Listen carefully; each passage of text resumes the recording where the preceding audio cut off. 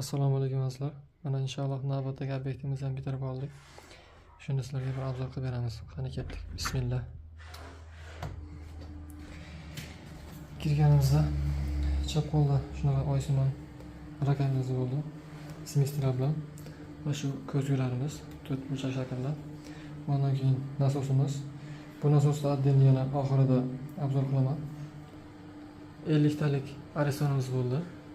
Va pardamiz stokalar bilan bitta plafon va bitta dimoxod bo'ldi. Bu yerda oxirida dushovoy semestlarimiz va 40 cm trapimiz. Polga ham 40 ga 40 razmerda kafelimiz bosildi.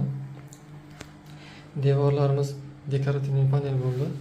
Shunaqa oq, yorqin rangda, tilla rangda chiziqlari bilan va patologimiz ham shunga mos rangda, och rangda bo'ldi. Tilla rang bezaklari bilan.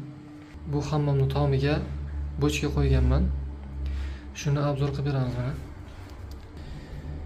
Do'stlar, bu hozir qilgan sistemamiz ham bochkadan tortib hammomga haydab beradi va bochkani ham o'zi to'ldira oladi. Shunaqa sistema qilganmiz. Qani.